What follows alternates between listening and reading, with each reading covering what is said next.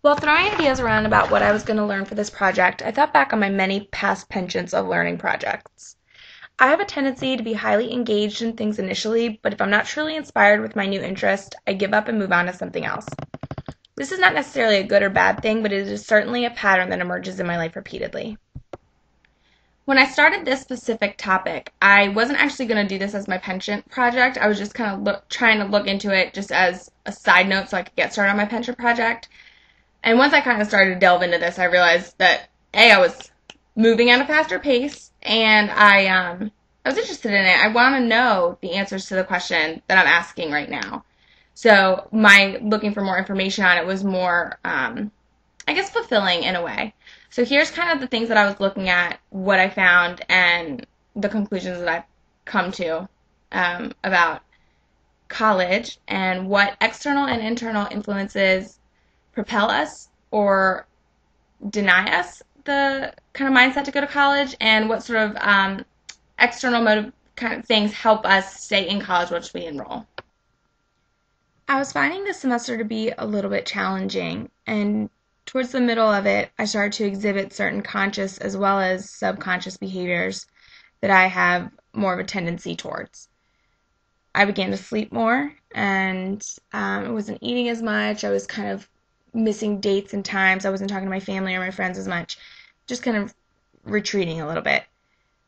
And after this sort of physical and mental blockade happened, I decided that I wanted to understand a little bit more about what motivates and shapes our individual attitudes and behaviors.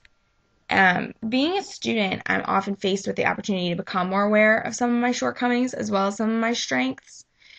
But being aware of those things is one thing, but kind of trying to figure out if there is a way to overcome them and to see sort of that I have overcome some of them is what this learning experience was for me.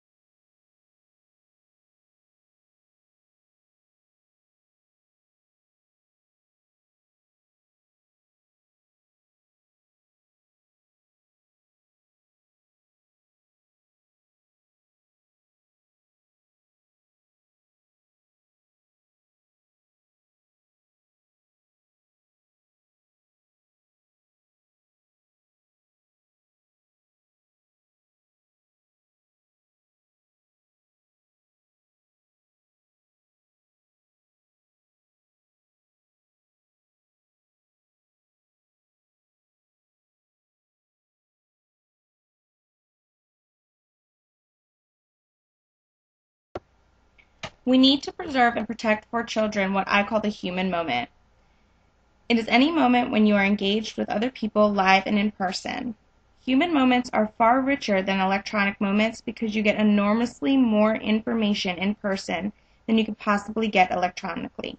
You get body language, tone of voice, facial expression, timing of words and sentences, none of which come across if you are not present personally.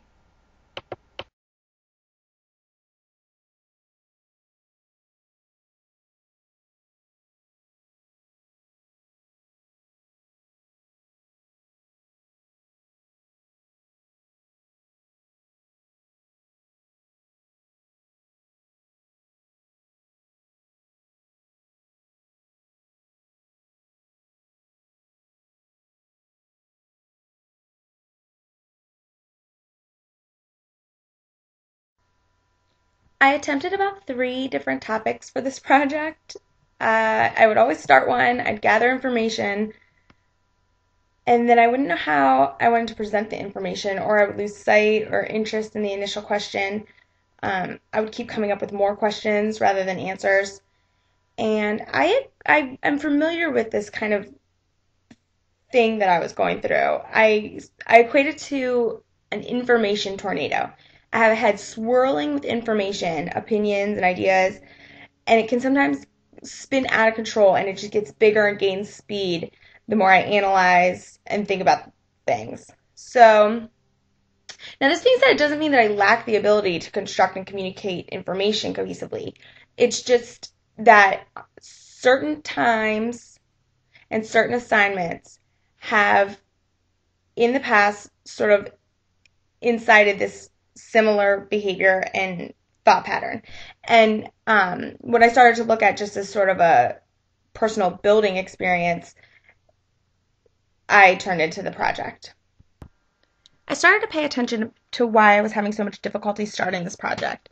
And I kind of thought back on my whole career as a student, and I realized that the feelings I was feeling, these feelings of anxiety, were not new.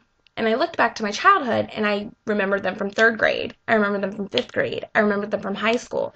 Anytime a big project, especially a long-term project, came up, not only did I find I didn't do it, but I felt very anxious about the fact that I hadn't done it. I wish I could explain to somebody. I'd had tons of ideas and tons of information. I just had no way to start it. I didn't know where to go with it. I got overwhelmed. And I wondered why I always had these feelings of being overwhelmed when I kind of had a good idea of where I wanted to go, just I couldn't get it tangibly done. This made me start to look at college in general. I'm in college now, I'm an older college student, and I just wanted to kind of see what characteristics are common in college graduates, common in people who succeed in college, common in people who don't succeed in college, just sort of all the aspects of college life, pressure, and what motivates us to be successful college students. This is where I really found myself actually learning this whole semester. This is what everything I'd been doing had been working towards. And once I kind of clicked that this is where I wanted to explore a little bit deeper, I really kind of lost all those feelings of anxiety and not being motivated, and I felt more directed. So here's my kind of explanation of what I found and how I'm not alone. It's kind of common, and what characteristics help people overcome these mental hangups.